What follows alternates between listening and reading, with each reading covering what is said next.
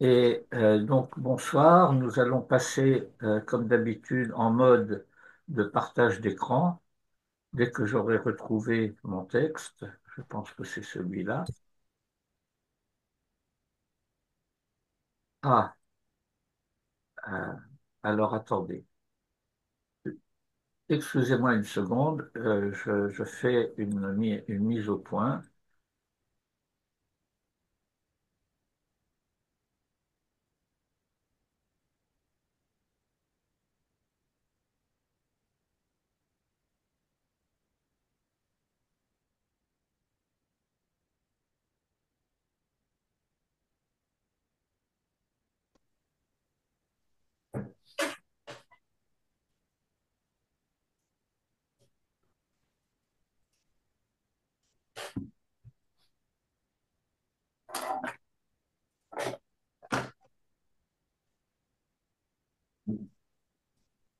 Voilà.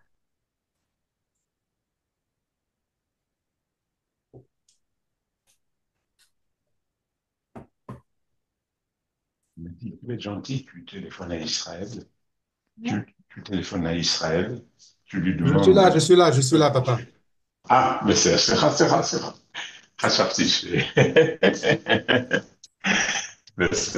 Ok. Bien, alors Tu- écoutez, nous allons déroger à la coutume qui est parfois pas judicieuse d'étudier le premier verset ou les quelques premiers versets de la paracha. Et nous rentrons dans le corps de la paracha de Vaïkra. Euh, il faudrait citer tout le passage, mais un petit peu par économie, si j'ose dire.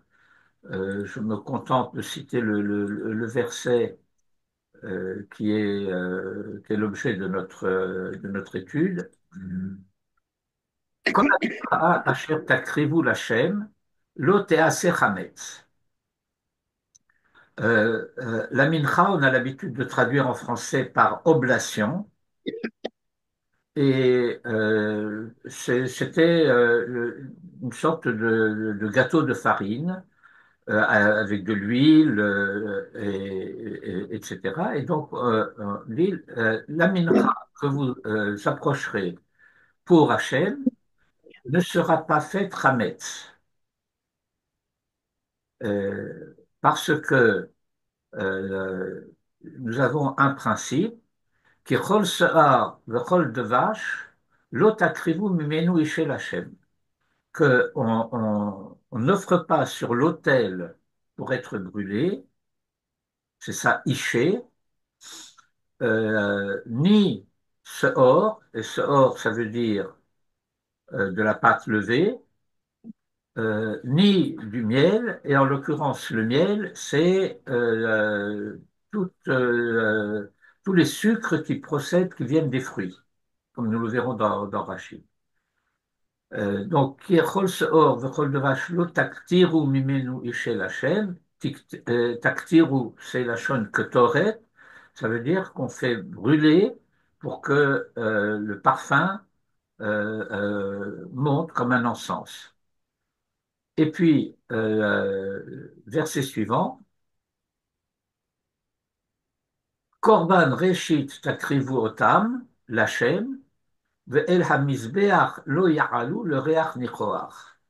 Et donc, vous les offrirez en offrande de prémices, euh, toujours pour Hachem, mais el hamizbeach lo ya'alu, mais ils ne seront pas élevés sur l'autel de reach nichoach en parfum agréable. Alors, nous lisons Rachid. Comme je l'ai précisé il y a un instant, Vechol de vache, c'est Kol metikat peri karouille de vache. Bon, Rachid nous informe. Le miel, a priori, c'est au sens strict, c'est le miel d'abeille, mais toute la douceur d'un fruit est appelée miel. Et enfin, Korban reshit takrivu. Ma yesh lecha lehavi min haseor min הדבש. קורבן ראשית, שתי לחם של עצרת, הבאים מן השאור, שנאמר, חמץ תאפנה, וביקורים מן הדבש, כמו ביקורי תאנים ותמרים. Et autrement dit, nous avons en quelque sorte, entre ces deux versets,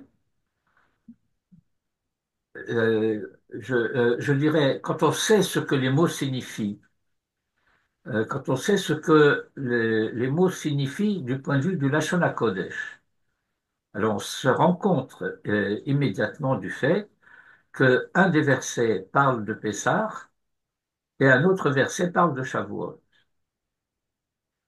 C'est ce que Rashi met en évidence. Ma yesh lecha lehavi min haseor min hadvash. Qu'est-ce que tu offres normalement, dirais-je, qui vient à pâte levée et des fruits, de la douceur des fruits? Eh bien, Korban Réchit, une offrande de prémices. Quand est-ce qu'on offre les prémices? C'est les deux pains cuits à pâte levée de Shavuot. Et Shavuot s'appelle Atzeret parce que d'une certaine manière, on considère que Shavuot est l'achèvement de Pessah. De Pessah. Ok.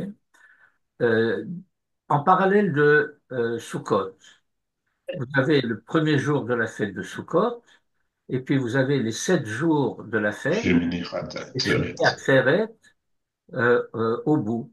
Et donc cette semaine qui sépare Sukkot de Shmini Atzeret est déployée en 7 semaines à Pessah.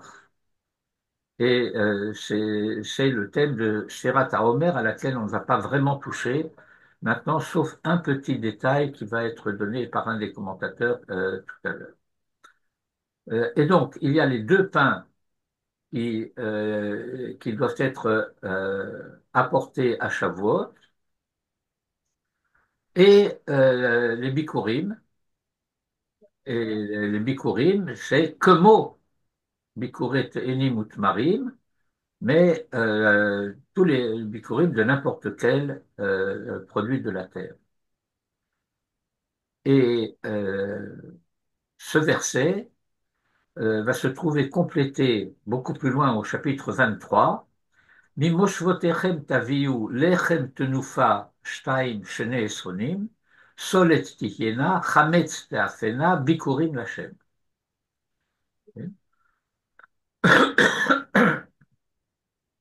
Mimoshvotechem taviu, alors de vos demeures.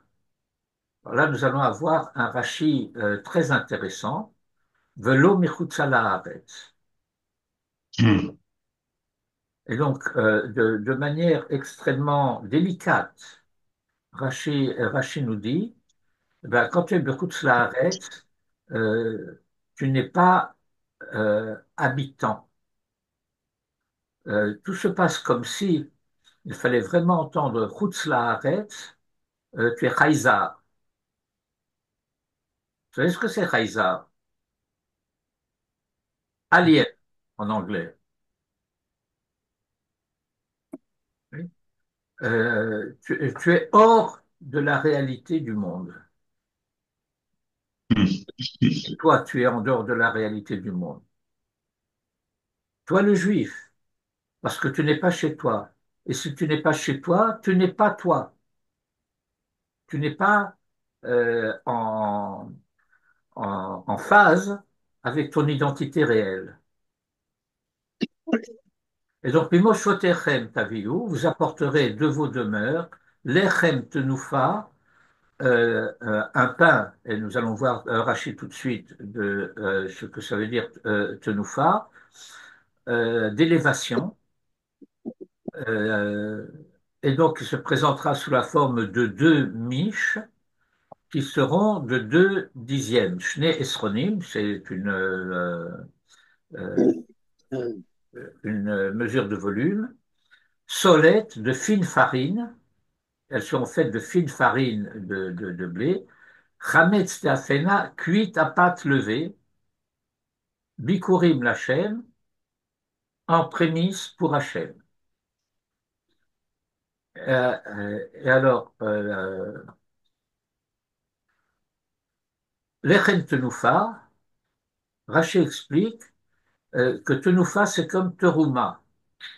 Mais Terouma, c'est le substantif de Ram. Ram, Ram Venissa, c'est-à-dire élevé. Mhm. Hamuram le Shem Gavoha, qui a été élevé. Euh, si vous entendez un petit peu l'assonance en français, puisque c'est prémisse, donc il y a quelque chose qui est de l'ordre de ce qui est préalable, et donc on pourrait traduire ici par prélevé. C'est un prélèvement. Mhm.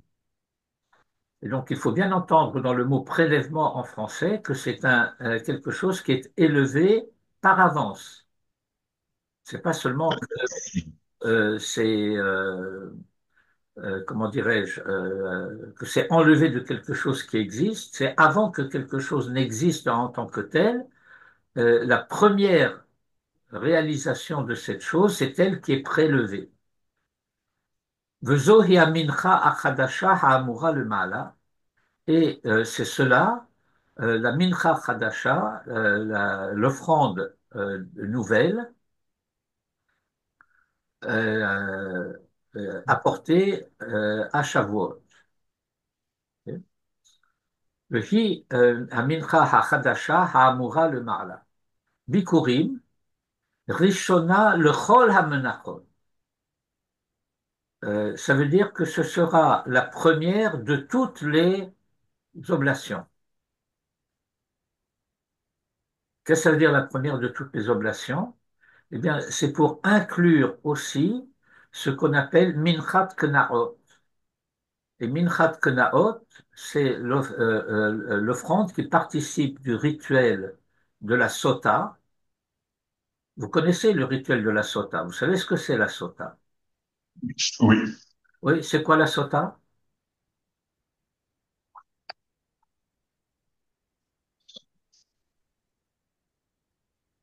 Une femme est soupçonnée par son mari d'être adultère.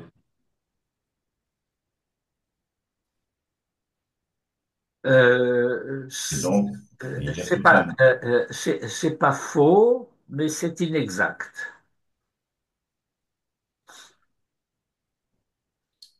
Il faudrait mieux dire d'infidélité que d'adultère. Ah, pourquoi?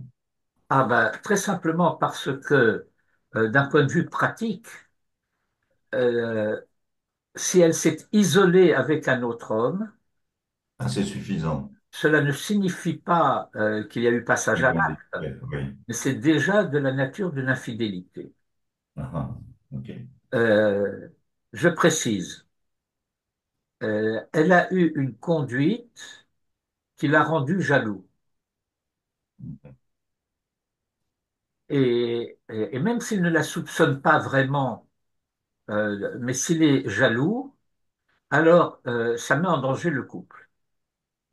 Et Bien par sûr. conséquent, la Torah prescrit tout un cérémonial qui est destiné à rétablir la paix dans le ménage, pour parler en français. Euh, le, c'est un aspect extrêmement important. Bon, ça ne fait pas exactement partie de notre sujet, mais puisque il s'est invité à notre table en quelque sorte, il faut dire un mot. Euh, d'une manière générale, euh, le, l'ensemble des prescriptions de la Torah qui concernent la pureté et l'impureté, et en particulier en ce qui concerne les relations de couple, eh bien, ça ne vise pas, David, il ne faut pas mettre la main devant la caméra. Non, Euh, je n'ai pas mis. non, mais tout à l'heure, vous avez mis la main devant la À tout à caméra. l'heure. À tout à l'heure, faites attention. Oui. Et donc, les prescriptions concernant les questions de pureté et d'impureté, en particulier pour ce qui concerne les relations de couple, et là, du coup, il est à l'envers, David. Je sais pas ce qu'il fait. Ouais, je branche mon téléphone sur le chargeur. Voilà. Bon, J'espère que je suis à l'endroit. J'espère que je suis à l'endroit. oui, mais vous êtes coupé. Ah, comme ça. Ça doit être mieux comme ça. Voilà, c'est mieux comme ça. Et donc, les mentalités, je dirais, un peu préoccupées, euh, croient que nous sommes préoccupés de pureté et d'impureté, et que c'est cela le sujet. Ok. Mais en réalité, ce que la halakha dit, c'est que cela vise à permettre la femme à son mari. Vous comprenez l'idée? C'est-à-dire que nous sommes dans une situation où potentiellement les relations sont interdites, et bien on va voir si on ne peut pas les permettre. Et donc, y compris la sota, euh, eh bien, elle a eu une conduite intentionnellement ou inintentionnellement qui l'a rendu jaloux, eh bien, il faut réparer cela. Et comme c'est grave, alors il va y avoir tout un cérémonial, parce que peut-être il a vraiment des raisons d'être jaloux. Ce qu'on ne dit pas, ah, j'aime pas tellement utiliser cette notion, mais parfois il faut mettre en évidence les non-dits du texte. C'est que pour que l'épreuve de la sota puisse être valable, il faut que lui soit irréprochable. Oui. Si lui a quelque chose à se reprocher, autrement dit, si sa jalousie, c'est en quelque sorte une projection défensive de lui sur elle, alors ça ne marche pas. Et je vous renvoie pour plus de détails à ce que le Midrash enseigne concernant Hannah dans sa prière lorsque elle est malheureuse parce qu'elle est la mère sans enfant. Euh, et alors le Talmud va mettre en évidence le contenu de sa prière. Il dit, si tu m'exauces, c'est bien, et si tu ne m'exauces pas, tu verras. Je vais rendre mon mari jaloux. Ah, Et donc, je passerai l'épreuve de la sota. Et comme je suis innocente, eh bien, tu resteras loyal à ta Torah et tu feras ce qui est écrit là-bas, tu me donneras un enfant.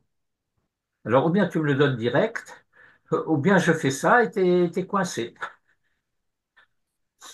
Euh, elle est, euh, c'est une forte femme, c'est une vraie femme oui. d'Israël. Bon, et donc, Chametz Te'afena, Rachidi, cela implique toutes les menachot qui sont apportées au temple, y compris Minchat Kenaot Haba'a Minasaorim, l'offrande de jalousie, Minchat Kenaot, Haba'a Minasaorim, qui elle n'est pas apportée à partir de farine de blé, mais de farine d'orge. Et celle-là elle-même, l'otikarev minechadash, ne pourra pas être apportée d'une récolte nouvelle avant que les deux pains de blé aient été apportés au temple à Shavuot. Bien, donc voilà le thème général, et nous allons étudier ce thème général à partir de deux commentaires. Un du Khatam Sofer, Rabbi Moshe Sofer, qui est un maître à cheval sur le 18e, fin 18e, début 19e siècle, qui a farouchement combattu la Haskalah. Euh, Certains ont même tendance à dire un peu trop farouchement. Euh, mais en parallèle de cela, il a été un des grands maîtres d'Israël et qui ont préconisé la Aliyah et qui a envoyé ses élèves en Eretz Israël, non pas pour qu'ils s'enferment là-bas dans un kollel ou une yeshiva, mais pour reconstruire le pays. Et il faut bien comprendre que c'est extrêmement important. Il s'inscrit donc dans cette mouvance qui était celle du Gaon de Vilna aussi, de Or HaChaim HaKadosh, Rabbi Chaim Ben Attar, et également la chassidoute de Chabad en particulier, le Alter Rebbe, comme on disait chez nous, Rabbi Hazaken. Moi, j'ai une théorie d'ailleurs à ce sujet. Je n'ai pas eu le temps encore d'essayer de vraiment approfondir la question pour la vérifier. Vous savez qu'il s'appelle Shneur Zalman. Oui, vous connaissez ce Oui, prénom, oui. Shneur. Et moi, je pense que Shneur est une déformation de senior. Et que c'est la raison pour laquelle on l'appelle le Harabi Azaken, senior. Bon, si vous savez quelque chose à ce sujet, ben, vous m'éclairez. Intéressant. Mhm. Ah, qu'est-ce que vous avez dit, David? Oui, c'est intéressant. C'est C'est plausible. probablement ça. Probablement juste. C'est plausible. Alors, Mhm, mhm. nous prenons le Khatam Sofer. Alors, voilà ce que dit le Khatam Sofer. Mimoshvotechem taviu, vous apporterez de vos demeures, etc. Le Pessah matzah ou Ve'atzeret chametz. C'est-à-dire que cette mincha à Pessah, elle doit être de la matzah, et à Atzeret, c'est-à-dire à Shavuot, chametz, ce qui est prescrit explicitement dans la Torah, chametz te'afena. V'ha'inyan, ki bechol lachme toda makrivim chametz ou matzah. Dire que les menachot en question, elles font partie de ce qu'on appelle l'achme toda, et donc le korban toda, qui est toujours composé de chametz et de matzah. C'est d'ailleurs la raison pour laquelle, du point de vue liturgique, on ne dit pas Mizmor le Toda à Pessah. Vous savez ça, qu'on ne dit pas Mizmor le Toda à Pessah? Alors réveillez-vous, on ne dit pas Mizmor le Toda à Pessah. Pourquoi? Parce que la Toda contient du Chametz. Eh ouais. Makrivim Chametz ou Matzah, et Chametz ou Matzah, c'est Alpedut Nafsho Vegufo, pour la délivrance de sa personne et de son corps, Al-Hannes Shena'asa lo begufo, pour le miracle qui lui a été fait pour son corps, Shehu Neged Chametz, qui est en correspondance avec le Chametz, Venafsho, et pour sa personne, Neged Matzah. Euh, alors, Nefesh, on a l'habitude mauvaise de traduire par l'âme. Non, l'âme, c'est la neshama. Mais la nefesh, c'est le sujet. Moi, en tant que personne, moi, en tant que personne, je ne me réduis pas à mon corps. Et donc, euh, il y a comment dire, euh, la dimension du vouloir de quelqu'un qui qui prend en main sa destinée de manière responsable, et c'est une dimension fondamentale de la nefesh. Bon, par ailleurs, l'âme, d'une manière générale, n'est pas une entité d'un bloc. Il y a différents niveaux de l'âme, comme Eliana Mado aurait dit, les niveaux de l'être, Nefesh, Ruach, Neshama, Chaya, Yechida. Cela s'étudie et c'est un peu au-dessus, sinon hors notre sujet. Et Ravi, si vous avez commencé à parler de ça, dans le début de la paracha, il a dit qu'il y a Adam, le Adam qui a créé. Oui. Et ici, il va être question de Nefesh. Euh, alors, nous sommes dans le commentaire du Khatam Sofer. Le Khatam Sofer part d'une dimension, si je peux dire, anthropologique. Moi, en tant que Ish ou en tant que Adam, peu importe, je suis composé de Ah. Gouf et Nefesh, Gouf et Neshama, si vous voulez. C'est un peu une perspective différente, mais toujours est-il que euh, mon corps appartient à la réalité matérielle du monde. Je n'appartiens pas à la réalité matérielle du monde. Je ne me réduis pas à la matérialité du monde. Et il y a quelque chose d'extrêmement curieux et de paradoxal dans la position des matérialistes stricts qui vont vous dire que les émotions, la volonté, tout ça, ce sont des mécanismes électriques ou autres qui se passent dans le cerveau. Mais ils font semblant de ne pas comprendre que ce qu'ils disent s'applique aussi à ce qu'ils disent et que par conséquent, ça n'a aucune valeur.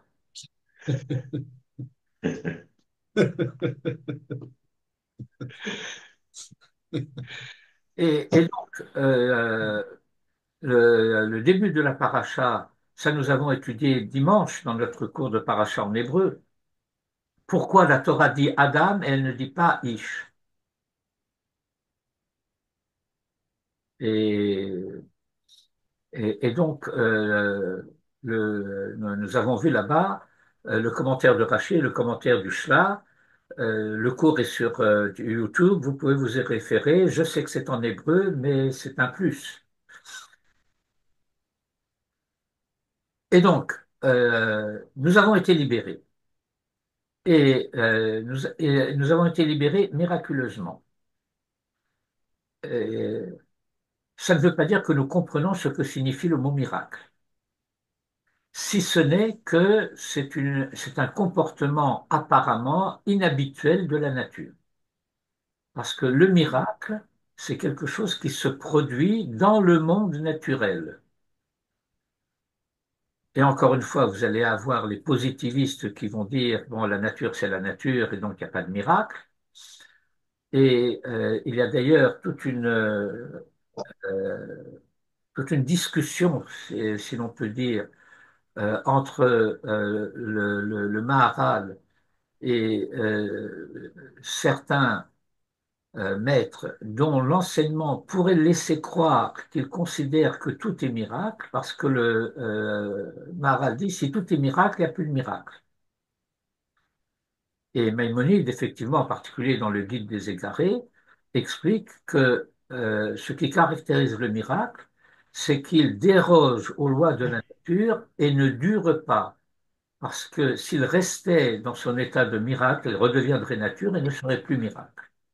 Et donc, pour qu'il y ait miracle, il faut qu'il y ait nature. S'il n'y a pas de nature, il n'y a pas de miracle. Si tout est miracle, il n'y a pas de nature, il n'y a pas de miracle. Et donc il y a un malentendu lorsqu'on considère que tout ce qui procède de la volonté divine serait miracle, parce que la nature procède de la volonté divine.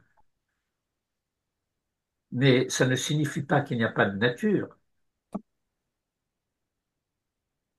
Ça signifie que la nature n'est pas extérieure à la providence. Bon, je referme un peu cette parenthèse. Et donc, il y a eu un miracle pour la libération des corps, et il y a un miracle pour la libération de la personne, du sujet. Aussi longtemps que le sujet ne peut pas se libérer de ses passions, euh, de ses, et se libérer de ses passions, ça ne veut pas dire les exclure, mais les maîtriser. Alors, il ne peut pas être libre, il est prisonnier d'une certaine manière de lui-même, mais ce lui-même, c'est le fait que des dimensions qui appartiennent en réalité au monde de la terre et pas au monde du ciel, alors que j'appartiens davantage du point de vue de ma personne au monde du ciel, c'est-à-dire au monde des valeurs, et que ces passions empêcheraient ces valeurs de pouvoir s'exercer de la manière dont elles voudraient. Elles ont donc besoin d'être libérées, les valeurs, et donc la nefesh. Et donc je reprends ce que dit le Khatam Sofer, Alpedout nafsho vegoufo, pour la délivrance de sa personne et de son corps, Al-Hanes shenarasalo begoufo, pour le miracle qui lui a été fait du point de vue de son corps, Shehu Neged Hametz, qui correspond au Hametz, Nafsho Neged Matzah, et sa personne, eu égard à la Matzah. Ach, de Pessah, mais voilà que, à Pessah, Yatsu Kol Tzivot Hashem, toutes les armées, entre guillemets, de Hachem sont sorties, c'est-à-dire Nitzutzot HaKedusha Mitumat Mitzrayim, les étincelles de sainteté de l'impureté de l'Égypte sont sorties.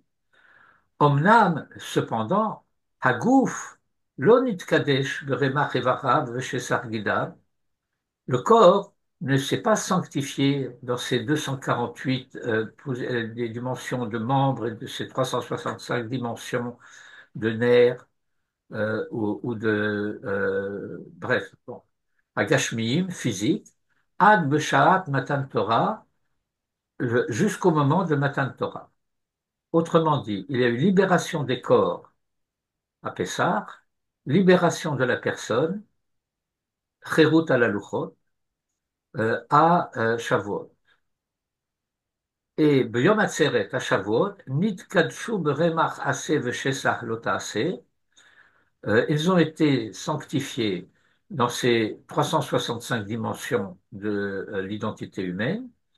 Alken, et c'est la raison pour laquelle Makrivim Bepesach, Korban Toda Vekulo Matzah, la Toda qu'on offre à Pessah, contrairement à l'habitude où elle contient du Chametz, elle est uniquement composée de Matzah. Ou Be'atzeret et à Shavuot, deux pains de pâte levée, Chametz. Et alors, Ve'yaran kol Israël yesh lo neshama mimakom kadosh, dit Haler, étant donné que tout Israël est doué d'une neshama qui procède d'une dimension de sainteté, ach, ça c'est pour la neshama. Ach en kol hagufim kedoshim, mais tous les corps d'Israël ne sont pas saints. Ela hasridim asher Hashem koreh, mais seulement les quelques-uns que Hachem appelle. Alken, Korban Pesach, Makriv, Kol Yachid ve Yachid.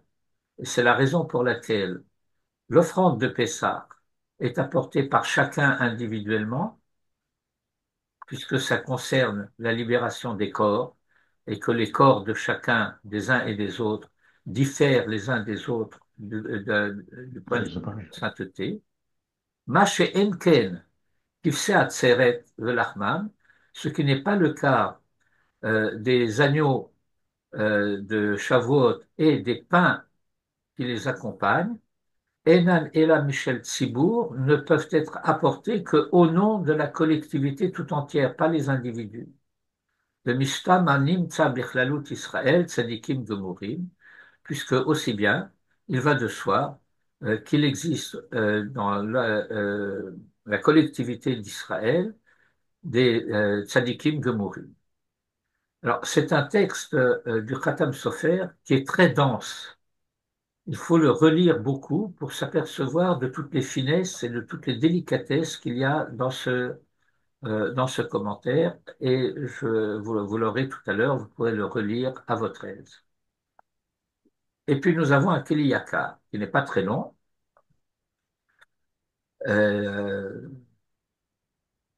Kichol Seor vechol devash lo taktiru vegomer. Korban Reshit takrivu ota l'Hashem ve'el hamizbeach lo ya'alu lereach nichoach. Citation des versets. Perash Rashi. Rashi a expliqué Shte lechem shel atzeret haba'im min haseor uvikurim min hadevash. Ça, c'est citation du commentaire de Rashi. Beur hadvarim. Qu'est-ce que ça veut dire? Il ne s'agit pas, lorsqu'on dit Beur, je rappelle quelques définitions de base. Il y a une différence entre Beur et un pérouche. Le pérouche, c'est, comme on dit en français, expliquer. Qu'est-ce que, L'extérieur. qu'est-ce que ça veut dire expliquer? Expliquer, ça veut dire défaire les plis, déplier. Si vous avez une feuille de papier sur laquelle il y a des choses qui sont écrites, mais que le papier est plié, ben vous n'avez pas accès à ce que le papier dit, à ce que le texte dit. Une fois qu'on a déplié la feuille, on l'a expliqué, le texte est apparent, on peut le lire. Et cela signifie qu'il n'y a pas dans l'explication plus que ce qu'il y a dans le texte. Mais le béour, et là on est un peu trahi par le français, euh, le béour vise à mettre en évidence ce qui n'est pas dit dans le texte, mais qui est impliqué. Qui est impliqué, mais qui ne peut pas être mis en évidence par le simple fait qu'on va déplier, explicite, implicite. C'est pourquoi je disais qu'on est un peu trahi par le français. Et Béora de Varim, alors qu'est-ce que ça implique, cette chose-là? Ki kol adam yeshlo ta'ava, bechol chemdot haolam.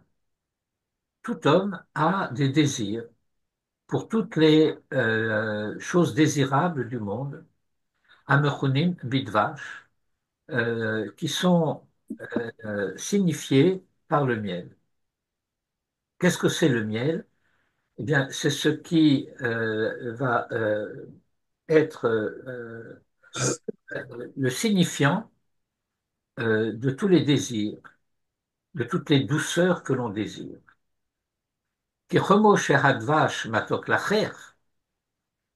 Parce que de même que le miel est doux au palais, veribouillot mazik, mais s'il y en a trop, c'est nuisible, car kol chendot haolam hazeh.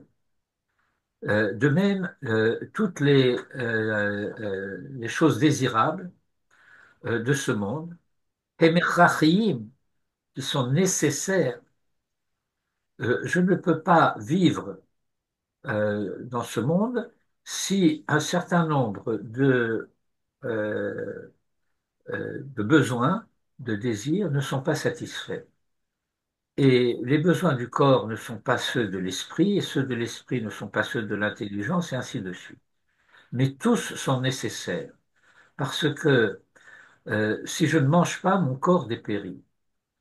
Si je n'ai pas accès au monde du roi, le monde du roi, ça veut dire tout ce qui concerne euh, les émotions, l'imagination. Alors il y a toute une partie de moi qui dépérit. Et si je n'exerce pas mon intelligence, alors mon intelligence dépérit. Et tout cela, ce sont euh, des choses que grâce à Dieu, j'ai un Yetzer Hara qui me les fait désirer. Sauf que ce Yetzer Hara qui me fait désirer, et donc le Yetzer Hara, pour vous le traduire en français moderne, presque moderne, c'est le vouloir vivre. Alors pourquoi tu l'appelleras si c'est le vouloir vivre? Alors Manitou enseignait, euh, le Yetzer Hara n'est pas Ra. Ce n'est pas le Yetzer qui est Ra. C'est le Yetzer qui me pousse vers le Ra. Alors c'est quoi le Ra? Eh bien, c'est tout ce dont j'ai besoin et donc que je désire, mais il faut que je le mérite. Et étant donné que le désir est très fort, alors je risque de vouloir me l'approprier sans mérite. Et c'est cela la dimension du Yetzer vers le Ra. Mais ce Yetzer, c'est le vouloir vivre lui-même. Je vous rappelle cet apologue du Talmud, pour appeler ça le Talmud explique qu'au retour de l'exil de Babel avec Ezra et Néhémie, eh bien, le Yetzer Hara de la Ravoda Zara avait en quelque sorte disparu. Pendant toute l'époque de Baït Rishon, les prophètes fulminent contre la Avoda Zara. Il n'y a plus de problème de Avoda Zara après la destruction du temple. Pourquoi? Eh bien, parce que toute la période où le temple existait, c'est le temps de la prophétie. Ça veut dire que c'était un temps où objectivement, il y avait des dimensions de révélation accessibles dans le monde. Et donc, quand il y a à voir, on peut voir mal. D'où la possibilité de Avodazara, parce que des dimensions de la vérité, de la présence divine, éclatées euh, dans le réel du monde et séparées de leur source, servir en quelque sorte pour elles-mêmes, comme si elles étaient divines en elles-mêmes. Alors il y a Avodazara. Quand il n'y a plus rien à voir, eh bien, on voit pas mal. Alors ça peut encore être de l'ordre d'un problème qui peut être personnel de quelqu'un, mais c'est plus un problème à l'échelle collective. Alors le Talmud dit, eh ben, Ezra a une idée géniale. Il a dit, puisque le Yetzer de la Avodazara a disparu, on va prier pour faire disparaître le Yetzer de Gilou Arayot. Vous savez ce que c'est Gilou Arayot? On appelle ça en français la débauche. Bon, c'est pas exactement précis, mais enfin peu importe. Et le Talmud dit avec humour, le lendemain, on ne trouvait plus d'œufs au marché.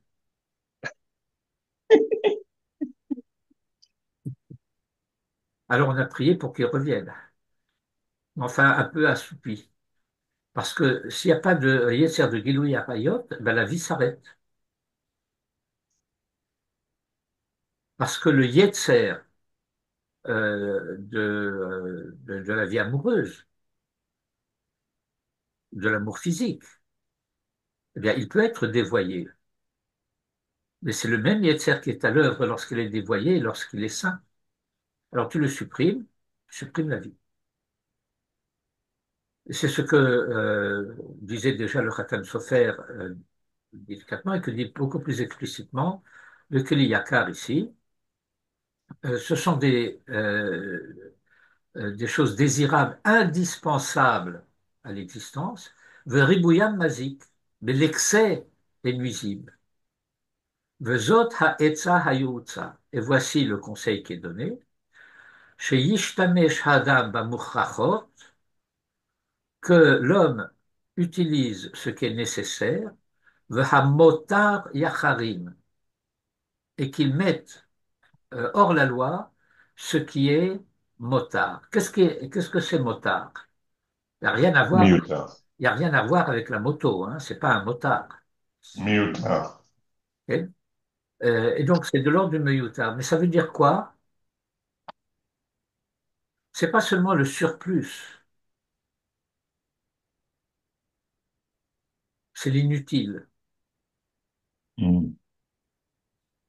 Il y a une expression traditionnelle euh, que l'ignorance euh, trahit en quelque sorte, et c'est très souvent formulé sous la forme de Kadesh atzmecha bemutar lach. Kadesh atzmecha bemutar lach, sanctifie-toi au niveau de ce qui t'est permis. C'est-à-dire, ça t'est permis, mais exclus-le parce que comme ça tu te sanctifies. C'est une bêtise et une erreur fondamentale. C'est Kadesh atzmecha bemotar lach. Sanctifie-toi au niveau de ce qui t'est inutile. Vamotar yacharim. V'haseor, seor, c'est-à-dire la pâte levée, le chametz, ou dougma el hayetzer hara, désigne le yetzer hara, comme Amar Rabbi Alexandri betfilato. Baruch Hashem, il nous donne la référence. C'est un enseignement que je cite souvent et je me demande à chaque fois, mais où est-ce que c'est exactement dans ma Masechet Brachot? Maintenant, on sait, c'est page 17. Alors, je vous donne un remède pour vous souvenir de la page 17. 17, c'est Tov. Et donc, Rabbi Alexandrie nous donne un bon conseil. Voilà ce que dit Rabbi Alexandrie dans sa Techina. C'est une tfila. Je ne sais pas d'où vient la ponctuation de cette chose-là. On me met le point en bas au lieu de le mettre en haut. Alors, en réalité, il ne le cite pas depuis le début. Le début de la Techina de Rabbi Alexandrie, c'est Ribono shel olam, galui v'yadu alefenecha, sheretzonenu la'asot retzoncha. Ribono shel olam, toi, tu sais bien, galui v'yadu alefenecha, sheretzonenu la'asot retzonecha, que notre volonté, c'est de faire ta volonté. Ou maïm ma'akev, qu'est-ce qui empêche? Tu veux faire ma volonté? Ben fais-la. Là, il y a des obstacles. Maïm ma'akesh, et là, chez Seor, chez Ba'issa ma'akev. Mais voilà que le levain qui est dans la pâte empêche. Seor chez Baïssa. Alors, c'est une citation abrégée. L'Imaï Ma'akev, Seor chez Baïssa, chez Aboud Galouyot. C'est-à-dire qu'il y a un obstacle interne et un obstacle externe. L'obstacle externe, c'est l'égoïme, et l'obstacle interne, c'est le Yetzer Hara. Et comme Manitou disait, il y a l'égoïme et l'égoïsme. Ushene elu echrachim le mitziut ha'adam. Mais ces deux choses sont indispensables à l'existence de l'homme. Il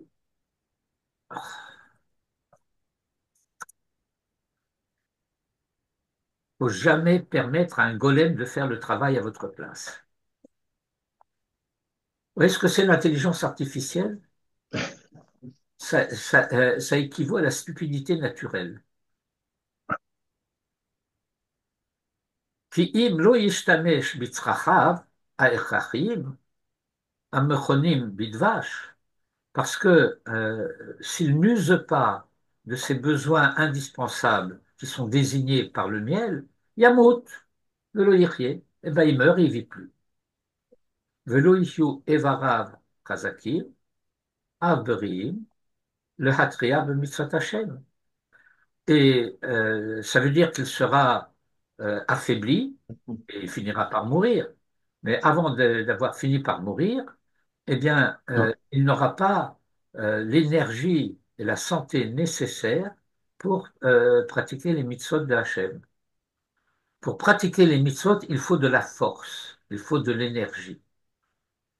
Et quelle énergie? Eh bien, c'est la même énergie vitale qui est nécessaire au corps mais qui rend possible, puisque toutes les mitzvot sont des mitzvot ma'asiyot, et mitzvot ma'asiyot, ça veut dire des mitzvot dont le vecteur, dont le véhicule, dont l'instrument de réalisation, c'est le corps. Et si j'ai pas la force, j'ai pas la force. Ve'ilmale ha-yetzer hara, et s'il n'y avait pas de yetzer hara, lo haya adam lo seisha, alors on ne se marierait pas. Velo bone bayit, on ne construirait pas de maison. Venimtsa haolam charev, et le monde resterait désolé. Autrement dit, sans yetzer hara, pas de civilisation, pas de culture.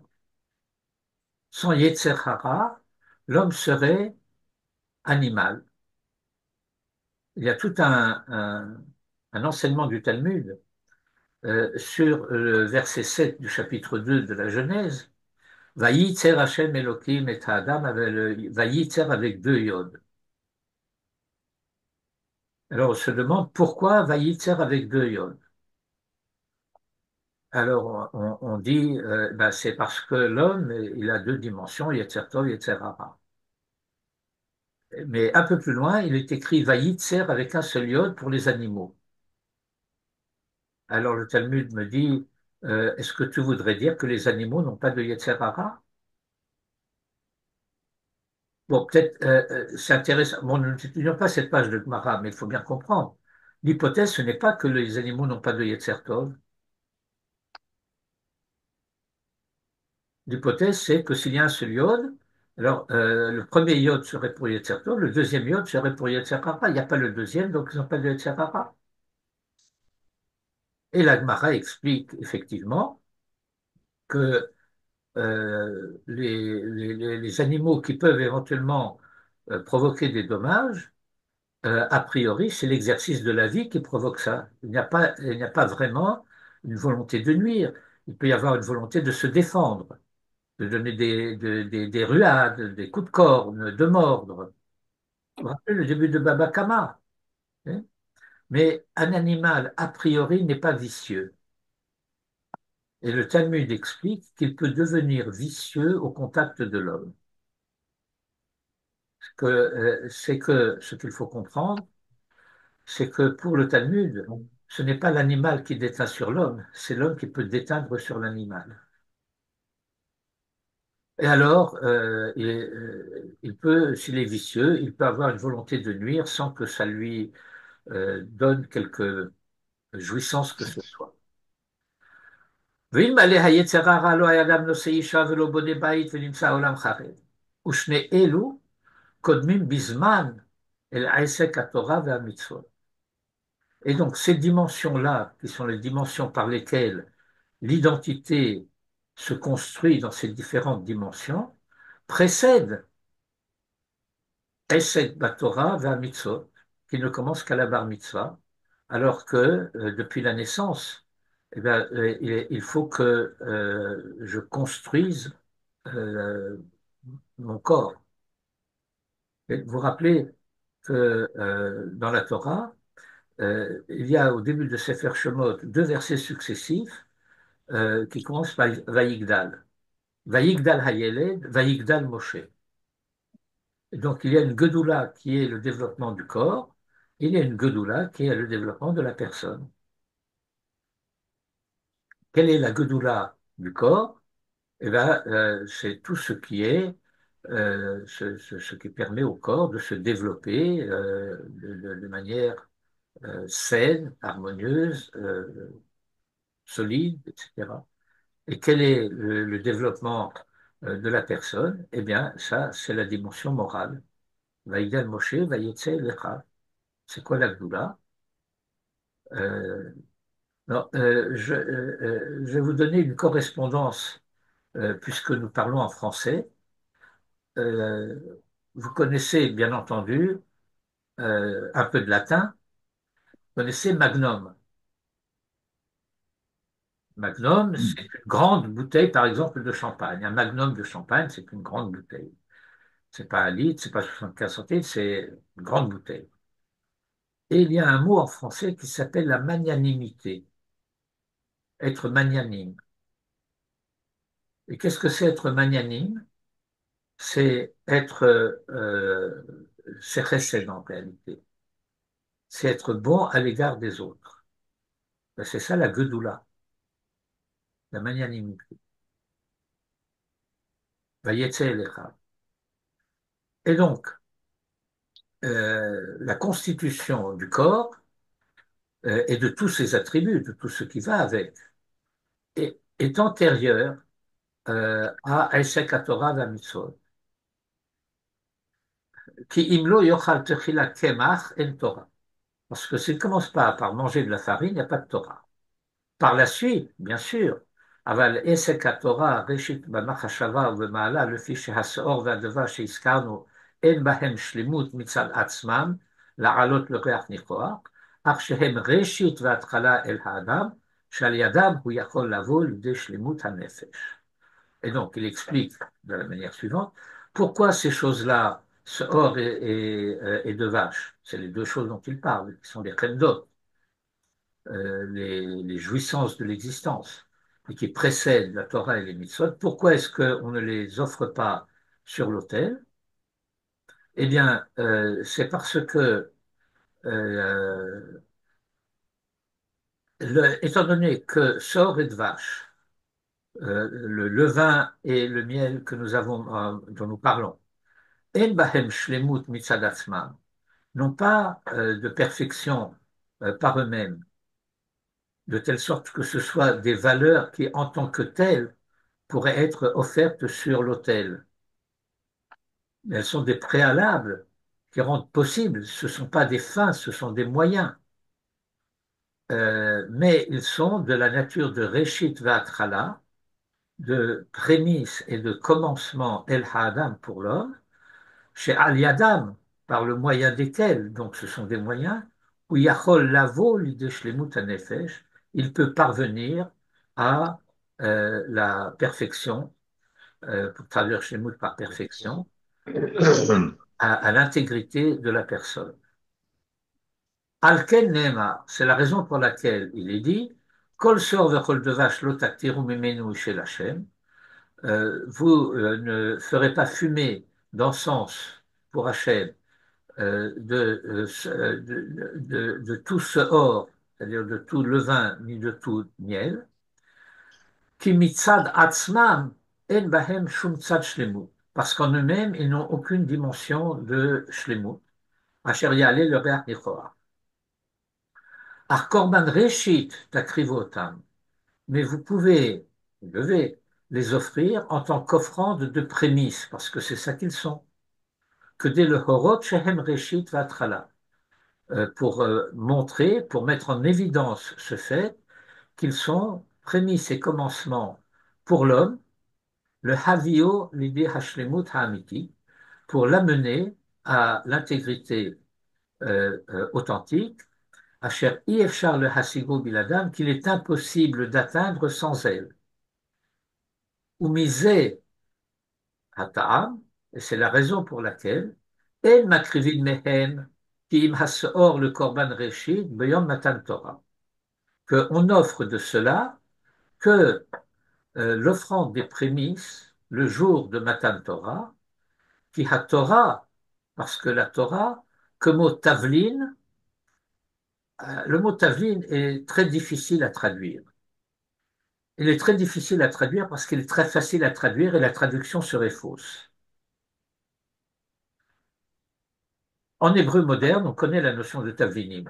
N'importe qui est rentré une fois dans une cuisine sait qu'il s'agit des épices. Mais dans le langage talmudique,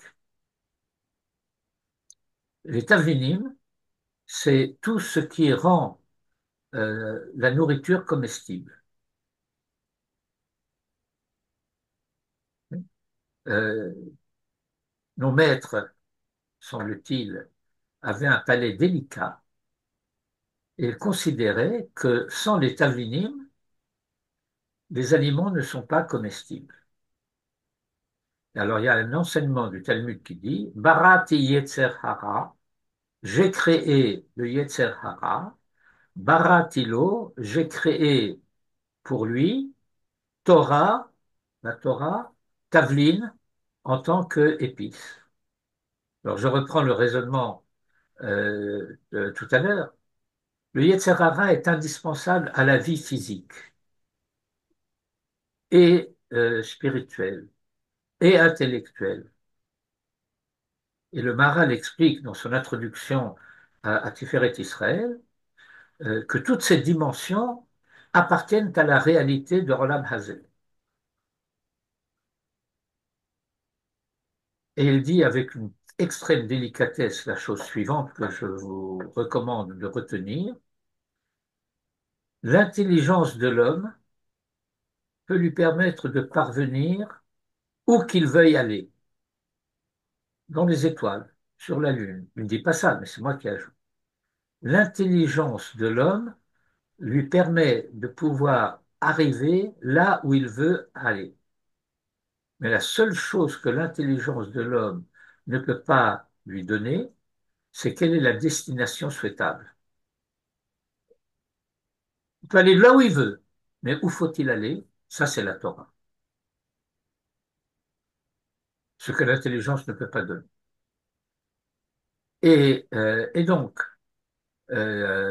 ces dimensions qui sont les jouissances du monde, indispensables à l'existence et qui précèdent, qui sont préalables à Torah ou Mitzvot, qui doivent être développées autant qu'il est possible de les développer jusqu'à la bar mitzvah. Et à partir de la bar mitzvah, eh bien, on commence à apprendre à orienter toutes ces énergies vers une finalité qui en vaut la peine. ומזה הטעם מקריבים מהם כי אם הסאור לקורבן ראשית ביום מתן תורה, כי התורה כמו תבלין אל היצר הרע. Parce que la Torah nous permet de savoir comment utiliser le Yetzer Hara. Il ne s'agit pas de l'exclure, il ne s'agit pas d'une ascèse qui supprimerait toutes les jouissances et tous les plaisirs. Vous vous souvenez, il y a une Mishnah dans les Pirkei Avot, à la fin du chapitre 6 des Pirkei Avot, qui dit Kar darka shel Torah, voici la voie de la Torah. Euh, tu mangeras du pain sec, tu boiras de l'eau dans un dé à coudre, etc. Et Manitou avait l'habitude de nous enseigner ça comme ça. Car Darkas c'est Torah, c'est ça la voie de la Torah, manger du pain sec et boire de l'eau. C'est une blague, ça. C'est pas normal. Et donc la Torah te permet d'apprendre comment gérer ton Yetzer Hara. Et les deux pains de Shavuot étaient cuits à pâte levée, qui a Torah shenit nabo rifut vehi le sharecha. Vous avez ici, dans ce verset de Michelet, une des occurrences uniques. Vous avez un dagesh dans le resh.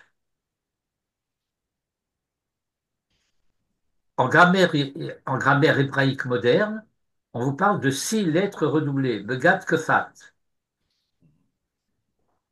Mais en grammaire traditionnelle, il y en a 7, c'est begat kefrat. Begat kefrat, parce que le resh peut être redoublé aussi. Et le sharecha, c'est comme dans Shir Hashirim, l'ishrarecha. Je vous ai mis d'ailleurs le verset en note en bas. Resh de Gusha, vehikomo Shir Hashirim zayin gimel, sharerech agan hasahar. Et du point de vue lexical, le mot désigne le tabour, le nombril. Et alors, qu'est-ce que ça veut dire le nombril? Eh bien, ça veut dire que du point de vue de la vie intra-utérine, c'est à travers le nombril que je suis relié à la vie. Et donc la Torah, Shenit Nabu, Rifut Tehi le Sharecha, elle sera guérison pour ton nombril. Ton nombril te permet de nourrir ton corps et la Torah te permet de nourrir ton être. V'habikurim ba'im min hadevash. Et les bikurim, ça veut dire les prémices des fruits, ça vient du miel.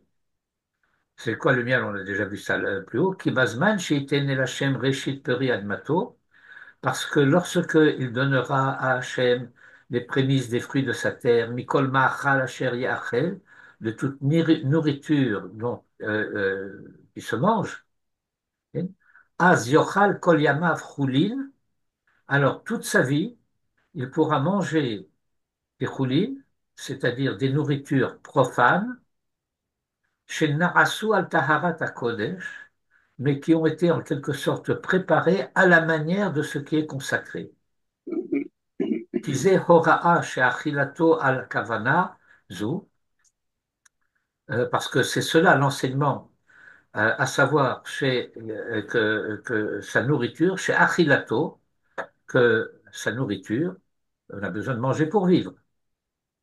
Oui, mais pour ceux qui sont allés à Orsay, ils se souviennent que dans la salle à manger, il y avait le vers de Molière. Oui. Vous savez que Molière dit il faut manger pour vivre et non vivre pour manger. Eh bien, pour nous, c'est le contraire. Il faut vivre pour manger et pas seulement manger pour vivre. Pourquoi? Parce qu'il y a un tikkun de la nourriture qui doit être fait.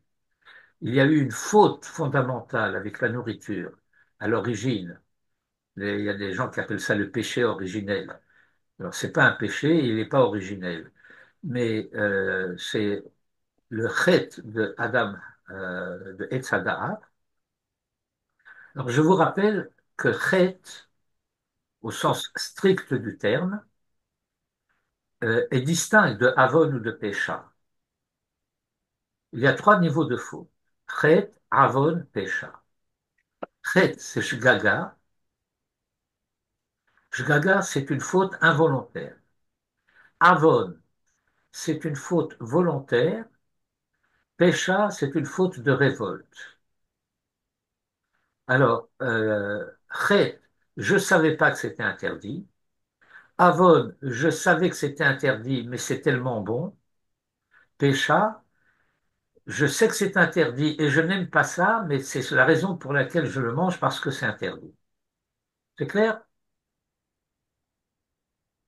Shgaga, Zadon et le Achris, Pécha. Alors on dit Chet Adam Arishon. Et donc il y avait quelque chose d'involontaire dans cette faute. C'était une conduite inappropriée, mais qui n'avait pas d'intentionnalité de fauter. Et on a l'habitude d'expliquer que c'était une faute d'impatience. Je dis trois mots à ce sujet, et ça, on arrive à la fin du cours. C'est la chose suivante. Nous avons un grand principe talmudique que Aleph, il n'y a que les tzadikim qui font des fautes, les autres sont hors la loi. Quand on est hors la loi, on ne faute pas, parce que pour qu'il y ait faute, il faut qu'il y ait loi. Il n'y a que les tzadikim qui fautent. Et le Yetzer Hara,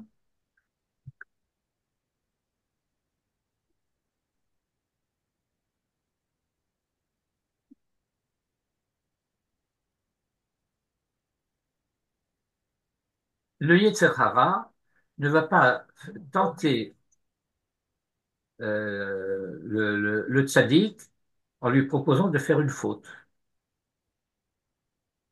Si on lui propose de faire une faute, le tzaddik refuse. Alors, quelle est la ruse du Yetzer Hara? C'est de lui présenter la chose comme étant une mitzvah minamoufra. C'est vraiment la mitzvah par excellence. Alors là, tzaddik, la mitzvah, je veux. Alors il y va. Et après coup, il se rend compte, ah, c'était un piège. Après coup. Alors, qu'est-ce qu'il a fait le Satan, le Nachash? Eh bien, il a dit, mais vous n'avez pas compris. L'essentiel du travail que vous avez à faire, c'est de manger de Etzatarat. C'est ça la mitzvah minamoufra. Et vous savez quoi? C'est vrai. C'est vrai, c'est à ça qu'il faut arriver. Mais le verset avait dit, Mikol et Tzagan achol tochel. De tous les arbres du jardin, tu mangeras. Et ça voulait dire qu'il fallait manger de l'arbre de vie avant de s'attaquer à l'arbre de la connaissance. Mais le désir de la mitzvah est devenu tel qu'ils ont préféré privilégier le Etz Hadarat avant le Etz Hachaim. Alors c'est la chute. Et donc c'est pas dans le fait d'en manger qu'il y avait faute, c'est dans le fait d'en manger avant l'arbre de vie. Parce que étant donné que le verset dit que le jour où tu en mangerais, tu mourrais, si on a mangé de l'arbre de vie, c'est-à-dire si on a pris en quelque sorte le vaccin comme antidote avant, eh bien, il n'y a plus de risque de mourir, puisque aussi bien après coup, il faut l'empêcher de manger de l'arbre de vie, parce que bien qu'il ait déjà mangé de l'arbre de la connaissance et qu'il devrait mourir, s'il mange de l'arbre de vie, il vit à jamais. Et donc s'il en avait mangé avant, eh bien, il n'y avait plus de problème. Et donc c'est pas Zadon, c'est Chet. Il y a eu une erreur d'appréciation. Euh, Précipitation. Ah, Zrizim la mitzvot. Oui, mais attends.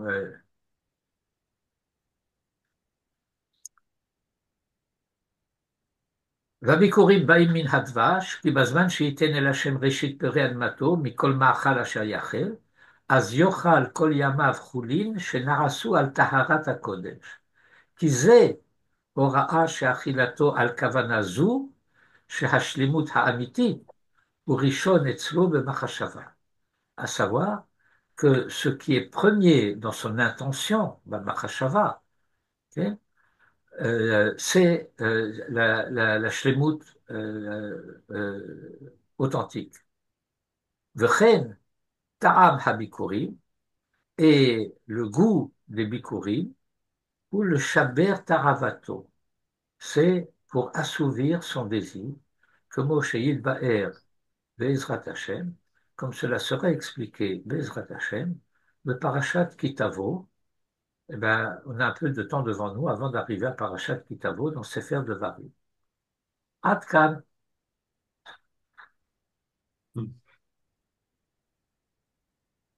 תודה רבה. תודה רבה, merci beaucoup. תודה רבה. Et Chag Sameach, parce que dans les 2 prochaines semaines, je ne serai pas, deux ou même prochaines semaines, je serai par Mons et par Vaux. Mais non, tu seras par mont et par vache. Ah, à la vache. Ah la vache. Tov, az Shavua Tov, et on peut שבוע encore dire טוב. Chodesh Tov. חודש שבוע טוב. טוב, חודש טוב. תודה רבה. תודה רבה. Akacher, mais Kitniot, non, pas Kitniot, ça dépend, ce que vous voulez. Non, est-ce que vous savez pourquoi on dit Pesach Kacher de Sameach? On ne dit pas Rosh Hashanah Kacher de Sameach. נכון. parce que Pourquoi on dit Pesach Kacher de Sameach? Parce que c'est fatigant, on n'est pas toujours très heureux avec ça. Non, c'est pas ça. non, toutes les... C'est parce qu'on vous souhaite d'être en bonne santé, de ne pas avoir à prendre des médicaments qui seraient Ah. éventuellement contenant du Hametz. Ok. Je vais vous raconter l'histoire de Rabbi, j'ai oublié son nom, Toledano, qui était voisin du rabbin Ona avec qui on prie régulièrement. Il avait envoyé son fils à Getsed, de Meknes à Getsed. Drôle d'idée. Oui, c'est pour apprendre, pour commencer à apprendre. Et lorsque le fils est revenu passer Pessah avec ses parents, le père est allé faire sa dracha de Shabbat Agadol et il a dit Béni, Isacher Letov, Allah Londres, à Londres, parce que Londres c'est bon, l'Amérique c'est vous avez Haram Zedid. Il nous a apporté un interdit nouveau. Isur Hadat. Voilà. Ok. Et il y a vous savez, il y a des gens qui apportent une partie de la bibliothèque de leurs parents, des livres qui étaient chez leurs parents qui sont décédés, et puis ils ont des livres en hébreu et ils les apportent à la synagogue, les maîtres de la Gnisa, etc. Et donc au Beth Midrash à Herzliya, on a trouvé un livre euh, et- qui se vante, disons, euh, c'est un livre sur les halachot, Im chumrot shelo nishma'u merolam. Ah, יפה. Oh, Dieu. Pour les épargner, le rabbin Obadiah Yosef a fait un excellent travail en tout cas. Il nous a débarrassé de toutes les humrotes qu'on aurait pu dû entendre.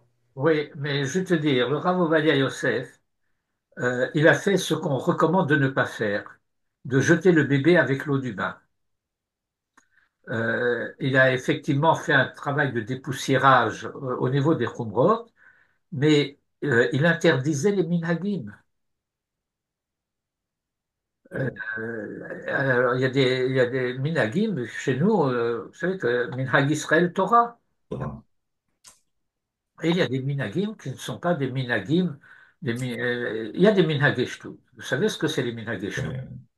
Il y a des minhagim idiots. Au Beth Midrash de Herzliya dont je parlais tout à l'heure, il y a un juif marocain d'ailleurs euh, qui racontait qu'ils avaient un minhag chez eux qu'à Pessah, ils ne mangeaient pas les ailes de poulet. On mange le poulet, on ne mange pas les ailes de poulet. Et puis il s'est souvenu qu'il avait une tante qui était encore vivante, qui habitait quelque part plus au nord. Il s'est dit, je vais aller lui poser la question. Alors il est revenu, il a dit, j'ai posé la question à ma tante, il m'a dit, les casseroles étaient trop petites, les ailes ne rentraient pas.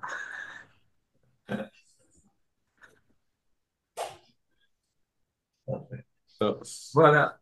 Et ben, Calcul, voilà, Hag, Kacher, Vesameya, avec Amen. tous les sens du terme, voilà. Amen.